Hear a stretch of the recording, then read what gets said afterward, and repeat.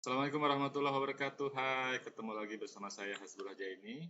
Kali ini saya akan menjelaskan bagaimana cara penggunaan aplikasi pembuatan naskah soal. Oke, kita buka, klik 2 kali ya file Excel-nya. Ingat file Excel-nya, bukan file RAR atau WinZip. File yang ini. Kalau belum ada, diekstrak dulu. Tinggal klik kanan, diekstrak. Oke, akan tampil seperti ini, masukkan user dan password-nya.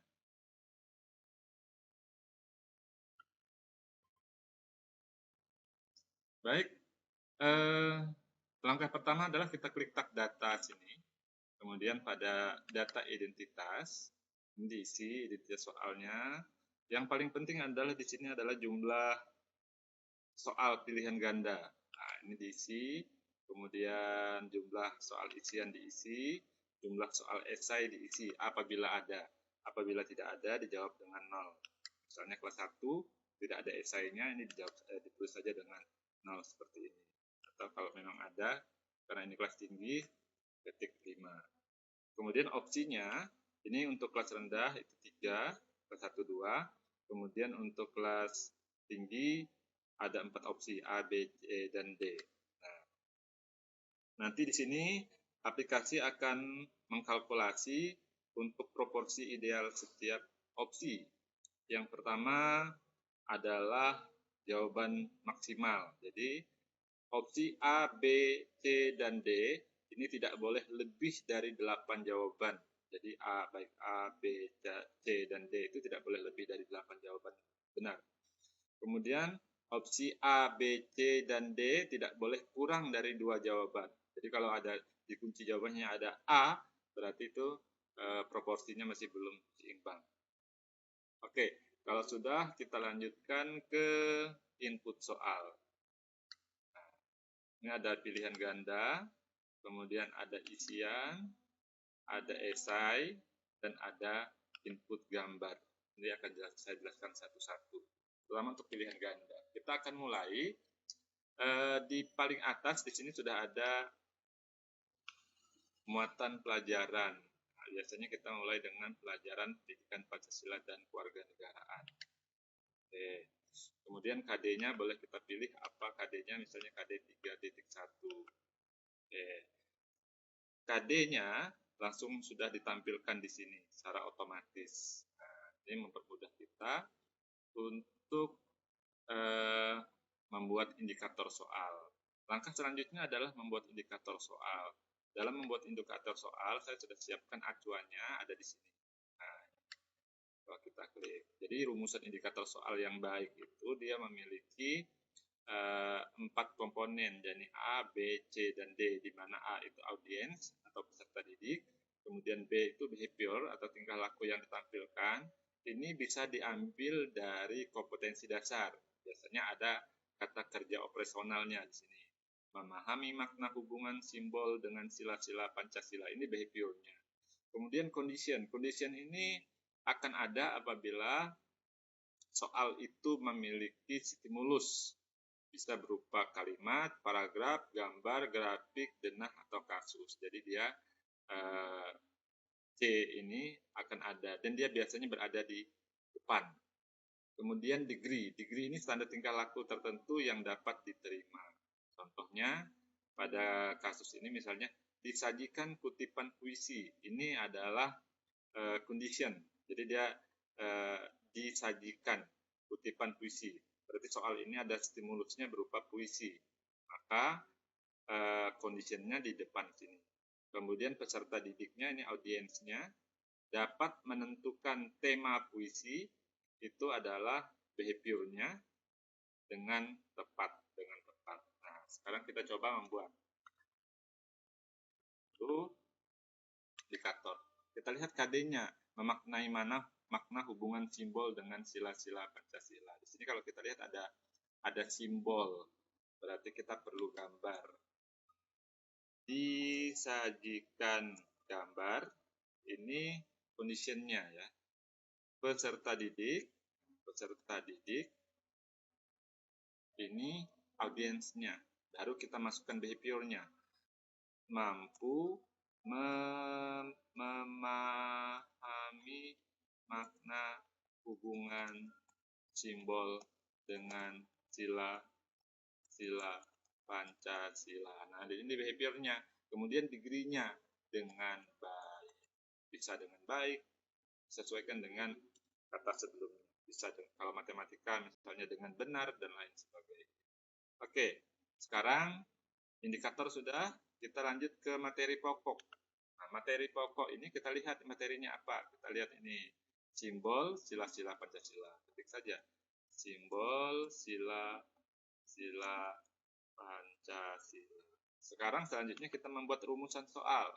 Rumusan soal ini acuannya adalah indikator soal. Kalau disajikan gambar, berarti soalnya harus menyajikan gambar. Nah, jadi disajikan gambar, peserta didik mampu memahami makna hubungan simbol dengan sila-sila Pancasila. Berarti di sini ada gambar. Kita tulis saja print instruksinya. Gambar di atas melambangkan Pancasila, sila ke titik-titik. Nah, kita maunya ada gambar, misalnya gambar bintang. Kalau ada gambar, kita kasih keterangan di sini, biar nanti mempermudah kita ketika kita memasukkan gambarnya. Ini ada gambar. Oke. Ini kita ketik opsinya. 1, 2, 3, 4. Karena kita ingin tadi gambar bintang, berarti kunci jawabannya adalah A. Ya, tertuliskan di sini. Jawabannya adalah A. Oke. Ini levelnya karena hanya memahami, berarti dia hanya mudah ya, low. Kemudian bentuk soalnya nggak usah dirubah, langsung kita klik tambah soal. Sudah masuk database. Oke. Kita lihat. Nah, ini soalnya sudah masuk nomor 1 nih, sudah tercatat di sini. Jadi begitu ya Bapak Ibu. Nah, kemudian di sini juga ada nih. Tadi kita di depan ada proporsi pilihan. Jawaban A sudah ada 1, tapi masih kurang. Tadi kan minimal 2, berarti harus lebih dari 2, tapi tidak boleh kurang dari 2, tapi tidak boleh lebih dari 8. Oke, untuk pembuatan pilihan ganda sudah. Isian hampir sama sebenarnya, hampir sama dengan yang tadi, hanya di pilihan ganda, di isian dan XI itu tidak ada opsi A, B, C, D-nya. Jadi langsung jawabannya apa? Jadi seperti itu. Kemudian XI juga begitu. Nanti kalau sudah selesai semua, di input, baik pilihan ganda sudah selesai, isian sudah selesai, XI sudah selesai, kita pilih gambar soal. Nah, gambar soal ini nanti kita ada 2 kali memasukkan. Yang pertama di kolom ini. Kolom ini gunanya untuk memudahkan tim validasi, ya. Jadi apabila ada soal itu ada gambar, dia akan ada merah seperti ini, ya. Dia akan ada merah seperti ini. Caranya kita klik pada tulisan merah, kita pilih gambar, masukkan gambar, kita masukkan gambar. Ini untuk contoh saja, saya buat sembarang ya. Oke. Gambarnya otomatis akan masuk ke situ. Oke.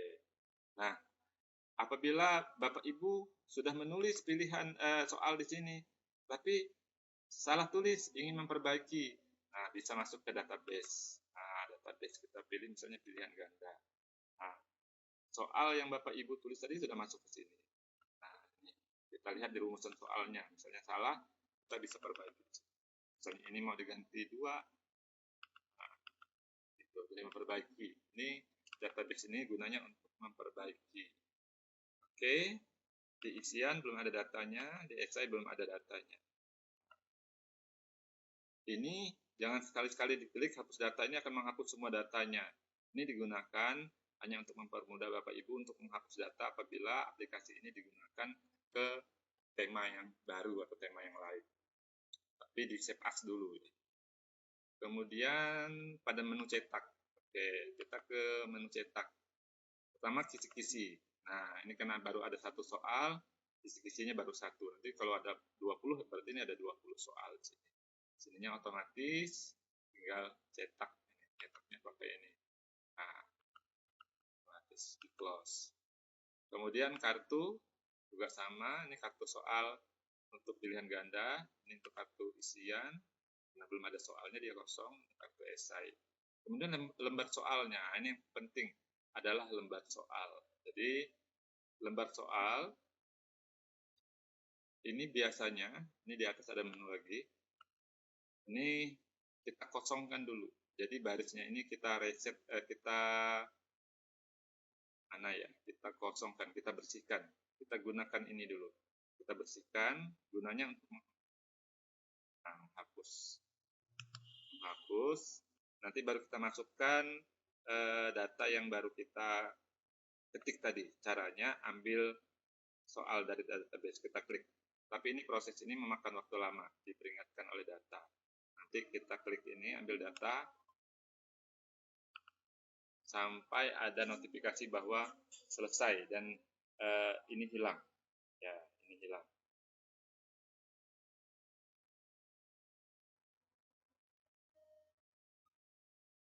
Kita tunggu sampai prosesnya selesai. Kita pause dulu teman.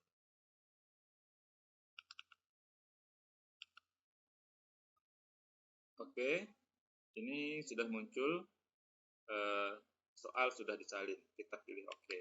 Nah, nanti soal yang kita ketik akan langsung tampil di sini. Nah, kemudian yang selanjutnya adalah kita memasukkan gambar pada soal. Apabila ada gambar, dia akan ada tulisan merah di sini. Untuk opsi dia ada di sebelah sini. Berarti harus kita masukkan gambar. Kita klik, kemudian di atas ada menunya, gambar soal. Jadi gambar soal ini untuk soal. Ini tadi gambar soal kita menggunakan di picture ya.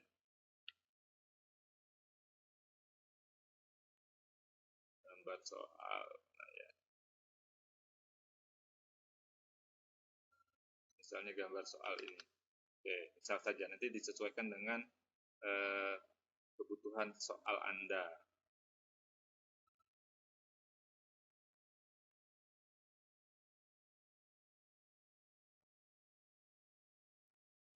Oke, soal masuk. Nah, ini gambar soal sudah ada. Nanti kalau misalnya ini kita pilihnya gambar pilihan.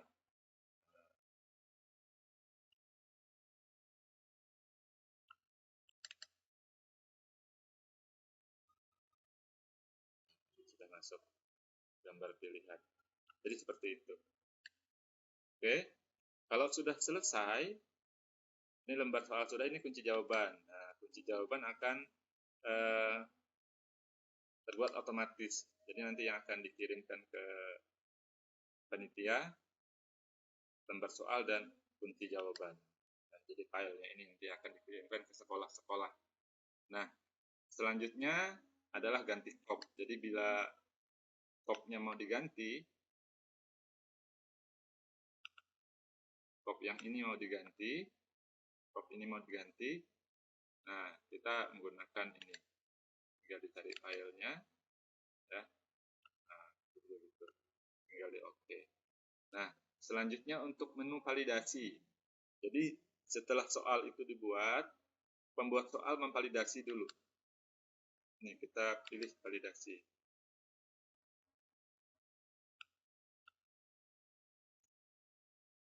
Oke, nah di sini kan hanya ada baru satu soal yang kita buat, yang muncul hanya ada satu. Nah, ini apa nih? A, B, C, D, E, F, G, H, I, J, K, L, M, N, O ini. Nah, Bapak Ibu bisa cek di sini. Nah, A itu, jadi untuk kaidah penulisan soal itu dibagi menjadi 3 bagian atau 3 komponen, yakni materi, konstruksi, dan kaidah bahasa. Materi itu ada dibagi 3 lagi, soal sesuai indikator. Kita lihat apakah soal sudah sesuai dengan indikator. Kita tutup dulu. Nah, kita lihat indikatornya dulu. Indikatornya sudah sesuai belum? Sesuai KD belum? Kalau sudah sesuai, lanjut. Sudah sesuai belum dengan rumusan? Kita lihat di sini. Betul, berarti ini ada gambarnya. Gambarnya di sini ya. Ini gambar untuk soalnya ada di sini. langsung ditampilkan. Oke. Berarti tidak ada masalah, dilewati saja. Kemudian yang kedua, pilihan jawaban homogen dan logis. Nah, homogen itu satu jenis. Ini sudah benar, berarti nggak usah. Dan seterusnya, kalau ada masalah tinggal dikasih R. Nah, dikasih R, berarti dia bermasalah dan perlu direvisi. Kalau ada R-nya ini berarti dia bermasalah dan perlu direvisi. Kalau tidak berarti nggak usah. Nah, begitu. Nanti ada cetak rekomendasinya. Ini nanti tim validasi yang akan mencetak. Nah, kalau tidak ada kesalahan, ini materi soal sudah baik, konstruksi soal sudah baik, kaidah bahasa sudah baik. Tapi kalau misalnya di sini ada satu saja salah, misalnya ini R di bagian C, maka cetak rekomendasinya jawaban benar lebih dari satu, materi soal perlu direvisi. Jadi ada keterangannya di sini. Nah, di sini tidak direkomendasikan sebelum diperbaiki. Jadi ini harus dalam keadaan kosong semua, jangan sampai ada R-nya. Begitu. Nah, ini tadi foto ini hasil dari gambar yang ada di soal tadi. Begitu. Selanjutnya adalah copy ke Word. Yang pertama, kita ambil butir soal. Nah, butir soal ini kita pilih salin ke Word. Kita ikuti petunjuknya, kita buka Word.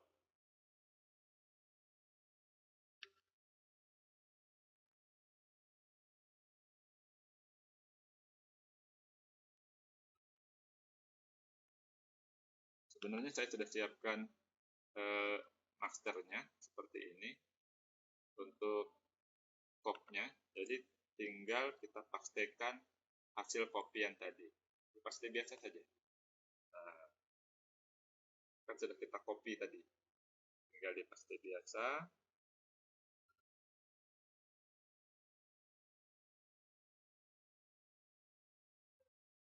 Kita oke. Nah, ini sudah dipastikan. Oh, ini sudah otomatis ya, ini nggak usah. Nah, soalnya sudah ada. Tuh. Oke, sampai di sini bisa dipahami ya. Kita lanjut ke Excel. Saya kira itu hari ini untuk penjelasan tentang aplikasi. Selamat mencoba.